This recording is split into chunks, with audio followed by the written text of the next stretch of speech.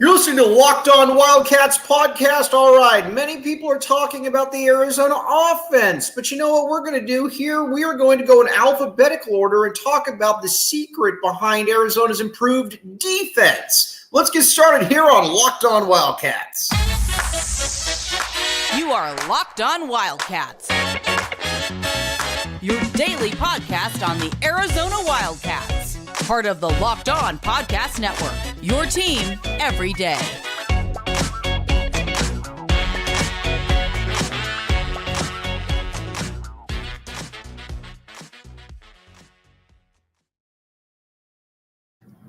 Thanks for giving it Locked On Wildcats. I'm your host, Mike Luke. All right now, Arizona, as many of you know, lost to USC, but it was a valiant performance right here. And not only was it a valiant performance, there was a lot of displays of leadership out there. But we're going to talk about the offense tomorrow because the defense deserves its day in the sun. And the secret to this overhauled defense right now is, let's be honest here, the defensive line, my friends. It's hard to say. I get it. It's very weird to say, but the defensive line is 1,000% what made all of this happen. Now, a couple things that we do need to talk about here. First and foremost are, who are these players out here? We've talked about Taylor Upshaw. We're going to get to Taylor Upshaw, but the guy we got to talk about is Deuce Davis. Our guy, Deuce Davis, right here. Deuce Davis is he was somebody that I think a lot of people thought was going to break out last year, and he didn't break out per se, but this year he's kind of started off slow, and a big part of it is because he's smaller. We get all that, but this was his breakout game right here, and not only was it his breakout game, it was the game that I think going forward, everybody could say that, okay, you see what you got. 1.5 sacks, and not only 1.5 sacks, 2 tackles for loss, and honestly, he was just in the backfield the entire game. We've talked about this the entire time with him, that he is the dude he's the one guy on the team with the quick twitch muscles. And not only the quick twitch muscles, the guy that can get across the edge and can bend at the point of contact and make a lot of different plays out there. Now, the big part about him, though, what can his next move be? I thought that he needed to possibly redshirt this either last year or this year, just because he's still a pretty slight guy. He's got about that 6'4", 215, 225-pound build that doesn't necessarily lend itself to, to being able to make big plays consistently, because you're going against behemoths across from you, the woolly mammoths out there. But he got on the field and he was everywhere. And we kept looking to our good buddy. I kept looking to my good buddy, Ben One White. And Ben One White kept telling me, as he always does, because he is an oracle of knowledge, Ben has been saying from day one, Deuce is going to get his time in the sun. And I would say, Ben White, I think you're wrong. Ben White was right. I was wrong. That is the story generally of my life. And so big performance there out of Deuce Davis. Then Taylor Upshaw doing what he does. When he's out there, you kind of feel like you're watching an NFL player. And again, we're talking Arizona right now, where when you look at Arizona's the track record here, it's not great for players in the NFL. When USC was putting its NFL players in there, and you saw that, okay, well, USC's got about 55 guys right there in the NFL, and Arizona says, we do not care. We have 5 players in the NFL. But Jed Fish, a fisher of good players, is changing that all the way around. Deuce Davis, Taylor Upshaw, both players with NFL potential right there. I say I'm putting it out there right now. I will consult with Ben White, because Ben White generally knows more about this stuff than I do. Perhaps that is the case. Then Isaiah Ward. A lot of people are wondering why Isaiah Ward is playing, and I say you know nothing if you are wondering that, because he is another dude that Arizona got. Arizona, the coaching staff, likes to get bigger players, guys who are 6'5", that they can get with Tyler Owens in the the weight room and continue to bulk them up, continue to get bigger. That's exactly what they've done. And pretty much the way it is right there. Yeah, so those three dudes right there, pass rushers right there, and big time improvements, because Arizona just didn't have guys like that this past year. Isaiah Ward was not ready. Taylor Upshaw was not ready was not ready. Well, he wasn't here. He was at Michigan. So obviously he didn't have those two guys. Deuce Davis showed a little bit of potential, but not what we saw right there. And then those three guys, big time additions, both played really, really good games. Now on the inside, Big Bill Norton, our guy, Big Bill Norton. 6'4", 340 pounds. And again, one of my favorite misnomers is when somebody says, well, they didn't play at Georgia, so are we really sure that we want them? I say yes. We will take every scholarship player from Georgia, whether they are a starter, second string, third string, fourth string, as long as they are on a scholarship. And heck, I might take some of the walk-ons as well and put them on the University of Arizona. Big Bill Norton has been that dude. He is a massive individual. He looks like the Titanic. If the Titanic was a football player that didn't crash, it would be Big Bill Norton. That's where he is right now. He's an impressive physical specimen, also has some rap ability to him as well. I have not heard it, but people say he's a better rapper than me. I will withhold judgment until I actually hear Big Bill Norton rap. But then you also got Tai Uiagalelei, Tia Savea, Tyler Manoa.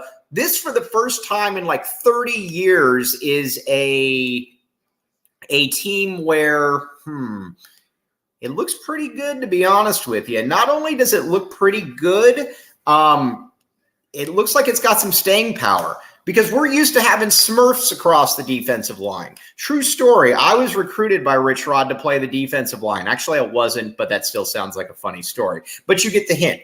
With these guys, though, totally different entirely. These are big guys. Some of them are going to play in the NFL. Some might not, but they are leaders of men. They are captains of industry.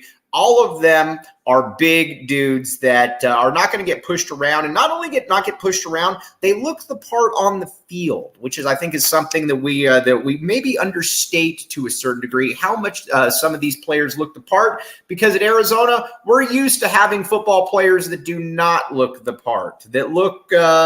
Well, let's be quite frank, a little overmatched out there. The Cody Ippolitos of the world.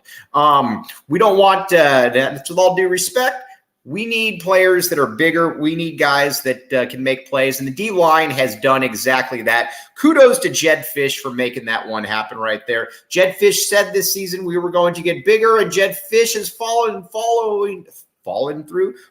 through on his promise right here. And now, something else that I can promise you, athleticbrewing.com. Use code LOCKEDON for 15% off your first order. athleticbrewing.com. All kinds of good stuff. Now, again, some people out there don't drink, but they like the taste of alcohol. Athletic Brewing says we have your elixir. We have your magic little pill right here in liquid form. Check it out, athleticbrewing.com. Use code LOCKEDON for 15% off your first order. You will thank me later. Athletic Brewing, where you take drinking to the next level. And guess what? You can pound as many of these as you want, and you can continue to drive because there's no alcohol in it. Check it out again. Use code LOCKEDON for 15% off your first order, athleticbrewing.com. All right, we're going to take a quick break, come back with you. We're going to talk more about the defense right here, my friends.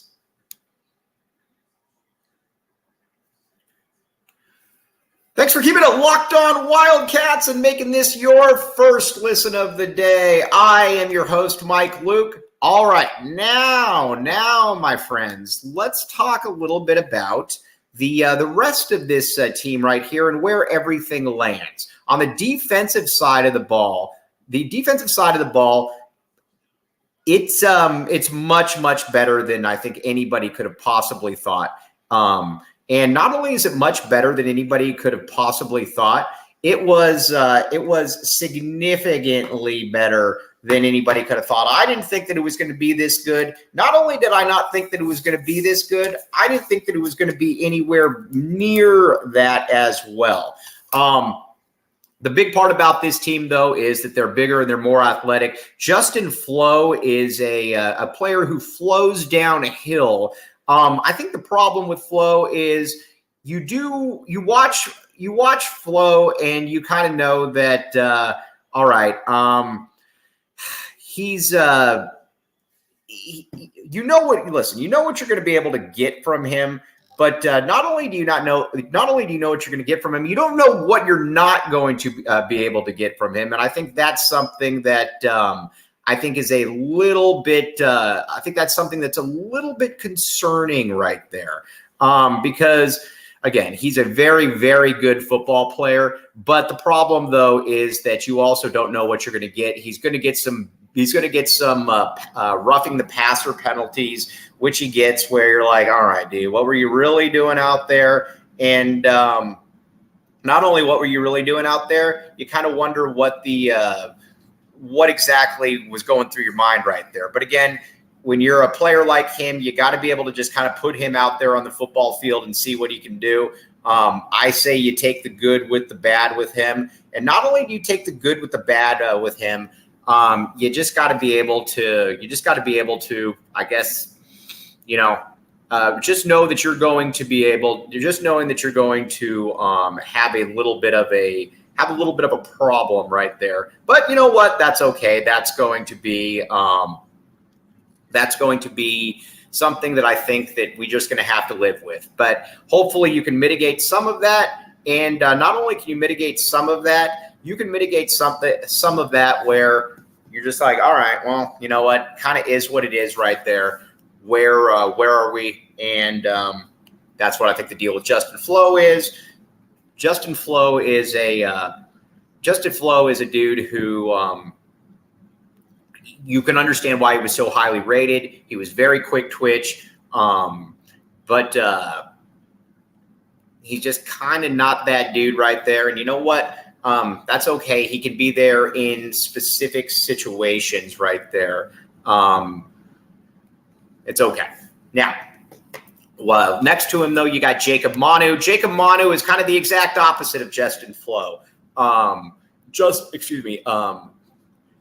Flowe is, while incredibly athletic, he's a guy that is pretty much exactly where he's going to be. He's going to be able to be out there, and he's going to be able to pick up blocks. He's going to be able to get after it. Sometimes, though, he's just not going to be able to he's just going to possibly not be able to make all of the plays that you need because he's just not the fastest dude in the world. But he's incredibly instinctual, and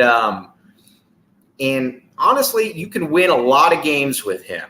I think that you can win a lot of games with a dude like that because he is going to be able to put guys in position to make plays. That's why I think it's important to have him next to Justin Flowe right there, because I think he can set up some of what Justin Flowe needs him to be able to do. And not only Justin Flowe be able to do that, Brock Osweiler,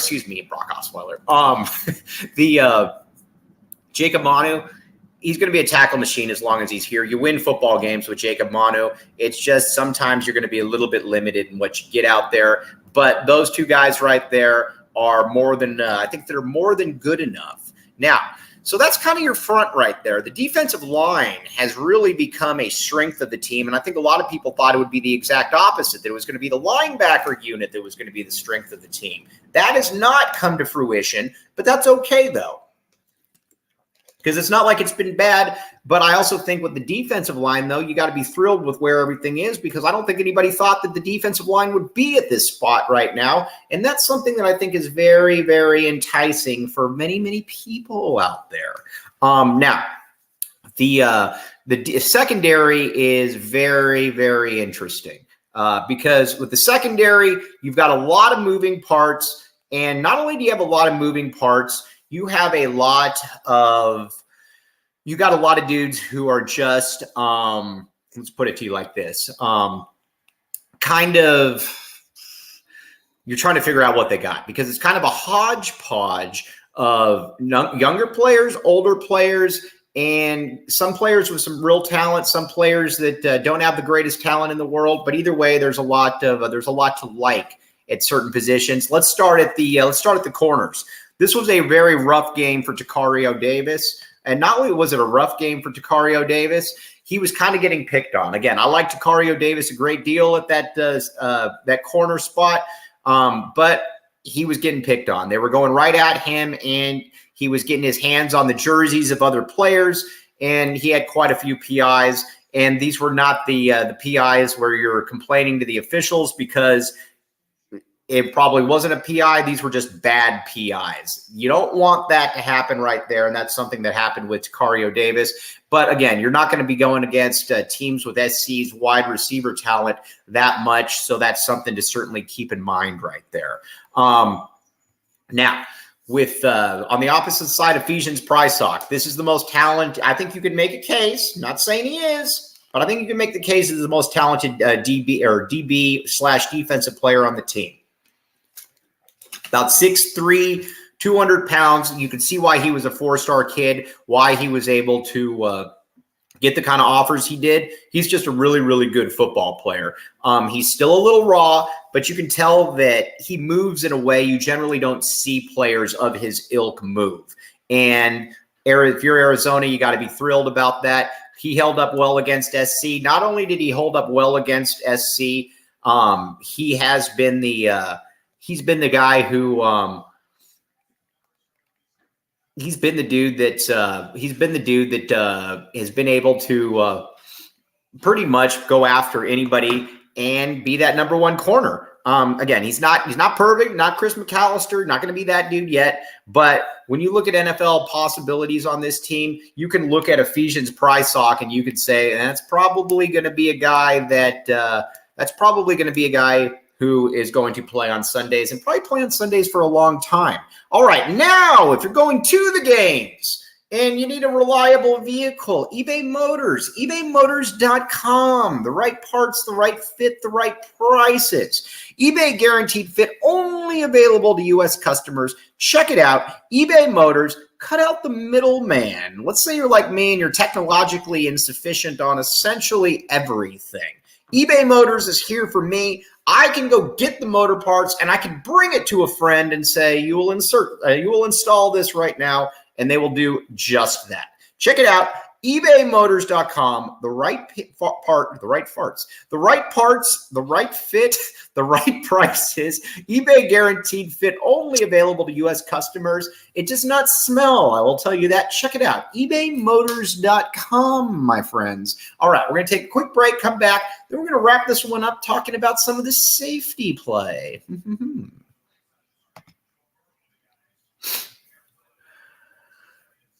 Thanks for keeping it locked on, Wildcats. I am your host, Mike Luke. All right, now let's talk about the safeties here that for the University of Arizona. First of all, Dalton Johnson should have been playing last year.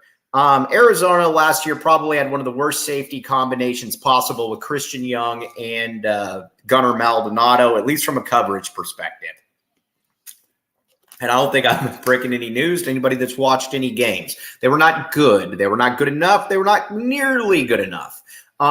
This has been a little bit different, though. Dalton Johnson has become a very reliable player on the back end of the defense. And not only a very reliable player on the back end of the defense, he has been a dude who is able to get people in the right position. He has just been very, very good. And honestly, he should have been playing last year. Not sure why he wasn't. And then opposite them, you got Gunnar Maldonado. All right, well, here's what we know about Gunnar. Gunnar will tackle you. Gunnar can hit, but Gunnar also is probably about the worst safety in the country in pass coverage. And I'm not really exaggerating that. I think that probably bears itself out time and time and time again. You wish that you had somebody better than Gunnar Maldonado at safety, but honestly, Jed Fish clearly likes Gunnar Maldonado, so Jed Fish is going to roll the dice, and he's going to ride with Gunnar Maldonado right there. And then that I think that has some limitations to it, but kind of is what it is at this point, I guess. But Gunnar Maldonado, not a bad football player, just probably should be playing linebacker or something like that, because at the safety spot, he's not that good. Then the other two guys, Isaiah Taylor, very interesting. And not only that, Isaiah Taylor is a very interesting football player because he's got some real talent right there. And not only does he have some talent, he's shown that he can get after. He can show that he's not afraid to lay the wood right there. But he's also someone who I think it's fair to say at this point is also probably not somebody that Jedd Fish is looking to throw out there if he doesn't absolutely have to. And maybe that changes after a while. Who knows? But I think also at this stage, it's fair to say that he's not that guy as well. We'll find out. But he's also, I think it's fair to say, not a huge fan at this point.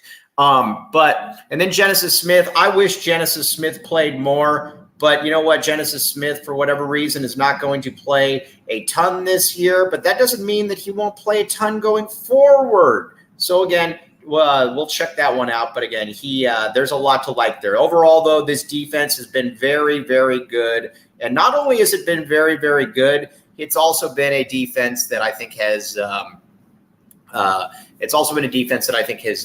surpassed expectations. Okay, on that note, we're going to sign off right here, but we'll be back with you tomorrow. We're going to talk about the offense next and what everybody wants to talk about. So, on that note, signing off. We will be back with you tomorrow, though. You've been listening to Locked On Wildcats, and thanks for making Locked On Wildcats your first listen of the day.